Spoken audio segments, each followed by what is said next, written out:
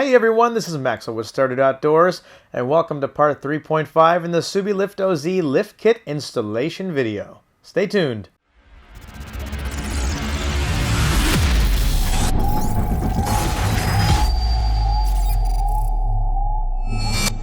In order to break down the series as well as the steps and make them a little bit more manageable, a little bit easier to read through and watch, I broke the last video down into part 3 and then this one into 3.5. In the previous video we went over about how to take out the rear struts, and in this video we're going to be talking about how to specifically drop the subframe, install the spacers, and then put everything back together. If you guys have liked the way the video has gone so far, then please leave a comment in the comment section below. Don't forget to like, share, and subscribe to the channel, and make sure you guys hit the little bell icon to be notified when the next videos come out. Alright, let's get to it. Before we continue, I'm going to go over the parts that are actually included in your SubieLiftOZ kit besides the actual spacers on top of the strut. Everything is very neatly organized, wrapped up, and labeled.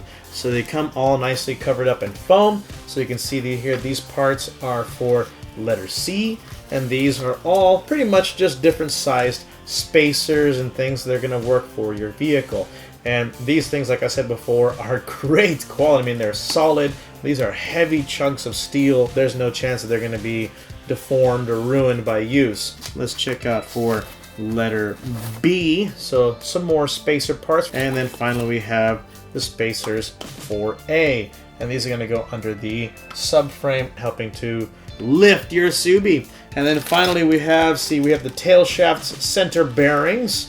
These are the brake line bracket extensions. So in case your brake line isn't long enough to reach where they actually need to be mounted, you could use these to extend that mounting point to attach your brake line. And then finally, you have a bag. Oh, it's empty. That's because I have everything on the floor over here. But basically, a bag full of parts. So all your different necessary screws, a bunch of washers, crush washers, and the sort. And our last baggie of parts, another addition to letter A, which are the nice, giant, high-quality bolts. So this is what's going to go through your sub mount, through everything in the car, and finally mount to the car itself. This is pretty cool. Really nice, high quality stuff. I mean, you can tell that this stuff is made with care. Everything is finished nicely. I mean, you could have just made these out of plain steel, but these are just, I mean, look at this. This is nice. This is really well finished. They got the SLO, the SubieLiftOZ. Let's get started. Welcome to StarDude Chat underneath the Crosstrek. Alright, anyways, in the directions that SubieLift provides, they do include a diagram that shows exactly what parts need to be loosened up or moved out. They're all conveniently labeled for the parts that you need to remove, A, B, and C. They also include something here, D. Do not worry about that. The D is specific to a different Subaru. As you can see here, I have the floor jack here, and we have this right underneath the rear differential. This is to help support the lower subframe once we start loosening up some of these bolts. After you've got your jack in place supporting the subframe, the first things you need to do is take out the bolts from the positions marked on B and C. After that, you're going to loosen, not remove, you're going to loosen the bolts from section A. If we look at the side of the car here, these are the points that we need to loosen up. This right here is point A. It also swings all the way around to right here. This is also a point A. The same will be on the opposite side of the vehicle as well. Now this arm right here continues over to this point here. This right here is point B. Now here is the underneath view. This right here is point B again, one more time. And now you can see this arm moving all the way across to right over there. That is point C. Okay? So now to make things a little bit easier, you are going to have to move all of these plastic parts out of the way. So you're going to take that plastic part off of here, as well as the plastic cover that was up here. Yeah, that makes accessing everything much easier. Loosen up points A over here, the 2 points A. Don't take those out. But for points B and C, which were this point right underneath here, right there. So again, I'll zoom out. This arm right here, there's point A, swings around over here to this area here. So this is point B, And from here, that arm that goes from there all the way to right here. And that's what you're going to remove. That will be point C. This is point C right here. You got to do that on both sides. Then we'll move on to the next part, which is dropping down the whole section over here and getting our spacers in place. So these right here, these are the spacers for points A. You're going to fit these spacers above everything that's already currently there. Nothing is going to be coming out.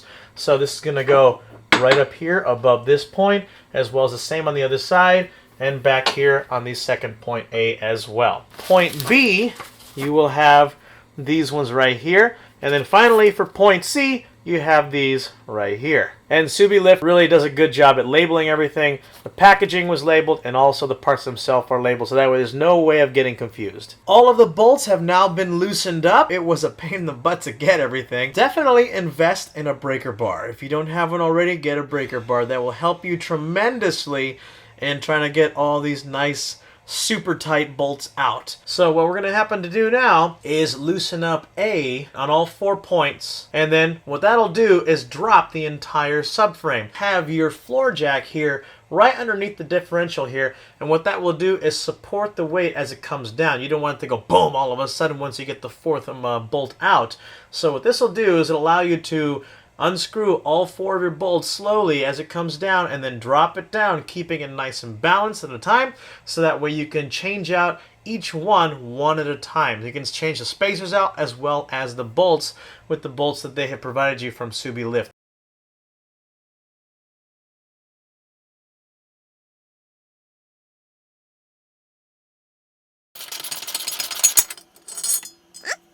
So we have our first large bolt out. This one right here, as you can see, is quite different from the new ones here.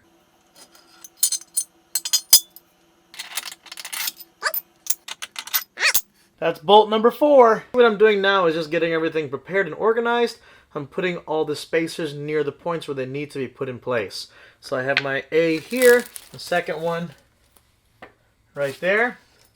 Got my B, and here's C right back there, along with their provided bolts. Got our 4 bolts here and our smaller 4 bolts. Get the washers on all of those. Now at this point in time, what we're going to do is slowly, and again I've emphasized very slowly, drop the subframe down. You want it to drop just enough to be able to get these things in place, and then put it all back together. Alright, let's drop it.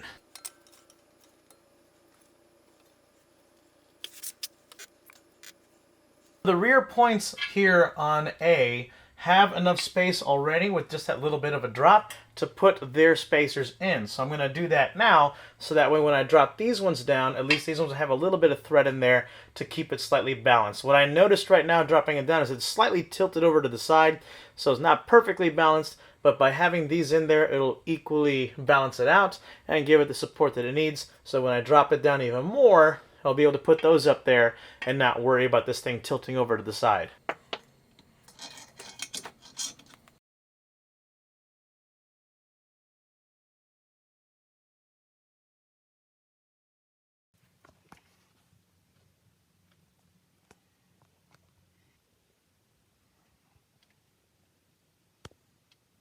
Make sure that you have points B and point C oriented in the proper direction. They have this flat piece right here. This is a protection guard against any sticks or debris that might come in and hit it. This will face forward towards the front of the car. So again, when it's mounted, mount it up like this with the flat piece facing to the front. These are the spacers here. This is going to be mounted up right here. That's B coming off of point A over there. You can see again that front piece that you want facing forward. And you're going to get our secondary arm, bring it across over here to point C, which will be mounted right there.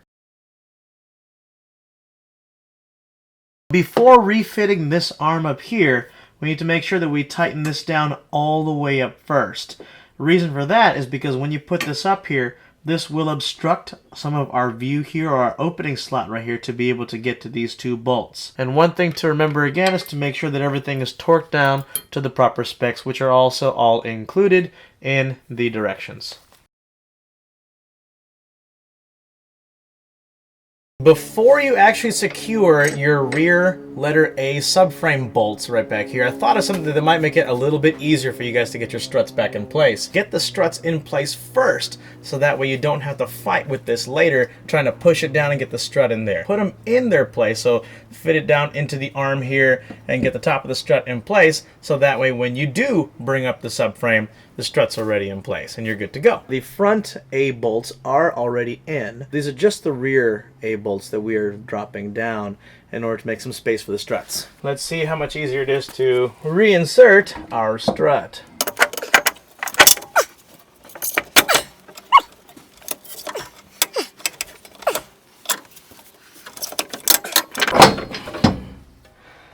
Got it in place.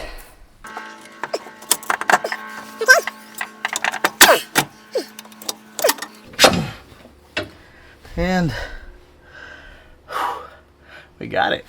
So now using something like a thick screwdriver, align the mounting holes in the proper spot. There we go. That's back in place. Now do the same thing for the other side. Both struts are back in place, and now I'm going to go ahead and continue retightening these A bolts right here as well as on the other side. Re-raise the subframe.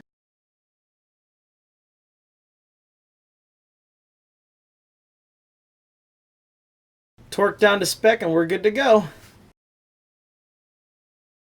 There we go. And now we're set. So before securing this position down here, make sure this one is all secured up. Like I mentioned earlier, this arm here tends to cover up this little hole that allows you to get to these 2 points right here. So torque these two down to the proper spec before finalizing this arm. And wait for the click. There we go. All I'm going to do now is replace the plastic armor panels here. Now, one thing to note that these blocks here, the spacers on this side, will slightly impede the plastic shields. So you might have to do some cutting right over here on both sides in order to get them back in place. Kind of a small price to pay for getting a really nice lift. This is one of the body panels here. As you can see, this is the underbody panel for the passenger side. It is the same way for the driver's side as well. This point right here, okay, this point right here, where this screws in directly to the bottom of the vehicle, actually gets in the way of the attachment point of spacer C. So what we're going to have to do is cut out this entire piece, pretty much going to make a big old square out of it, and I'm going to be using this small saw. What that'll do is allow us to get this panel back in place, unobstructed, and it has a bunch of other attachment points on the back, as you can see, all the way around it, so it's not going to suffer too much from just losing that one spot there. Alright, the cut is done. So now, as you can see, this is where it was, and boom, just like that. Nice little even cut. Do the same thing for the other side, and you'll be good. Now, as you can see, it will fit perfectly right there, just like that. That's where the whole thing is going to go. First thing I'm going to do is mount this center screw here, making it much easier to clip in the rest of the points for the body panel. One down, a whole bunch more to go. We now have our body panels, our underbody protection panels back in place. We have to add one last set of spacers to the under part of the car, and that's going to be for the tail shaft center bearings. In order to get to that, we have to get underneath this heat shield right here. And this is almost located directly in the middle of the car. That, by the way, is the front of the car. That's the rear of the car. So we have 4 bolts. We have 1, 2, 3, and 4 over here that we need to go ahead and get off.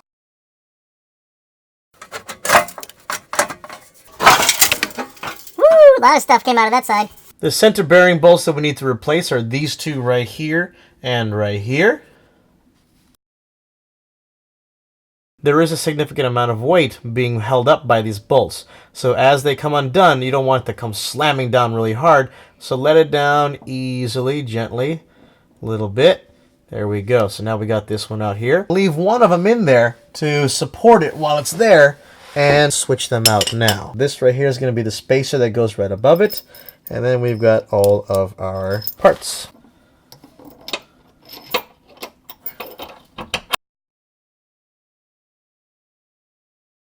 And there it is, all done. Looks pretty good. we need to resecure our brake lines as well as resecure the sway bar. We have to go up to the top again, resecure the strut from the top area, add the wheel, lock it in place. You're good to go. You may notice right now that the brake line is not going to be able to reach back where it once was. Cool thing is that SubieLift actually thought of this. They provide some long extension arms that allow you to reach from the original mounting point back to the actual brake line itself. And here's what they look like. So essentially what you do is you mount one end to the original brake mounting position and the other end to the actual brake line itself. So you have the brake extension, our bolt, the washer, and then mount it in.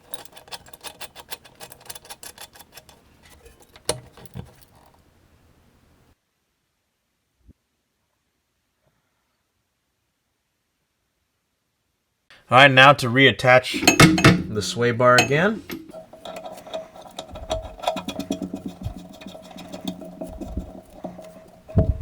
And then finally resecure your strut. Again, make sure you torque this down to the right specification.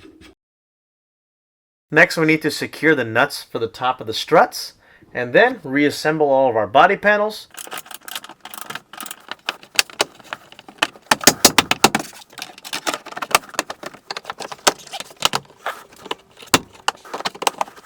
Don't forget about your small pieces.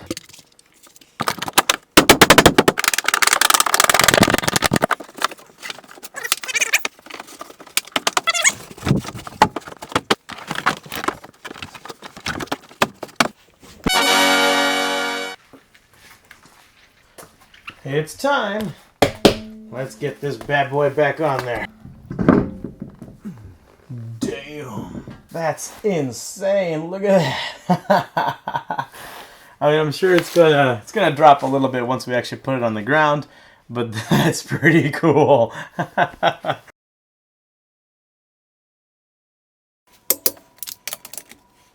All right, you guys, the time has finally arrived. Let's go ahead and lift it up a little bit more. Take those jack stands off and bring it down.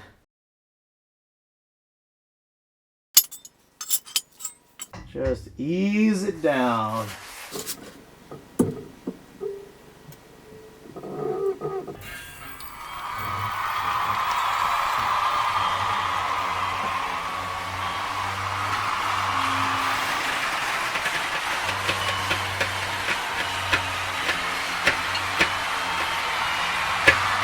And we're down, everybody.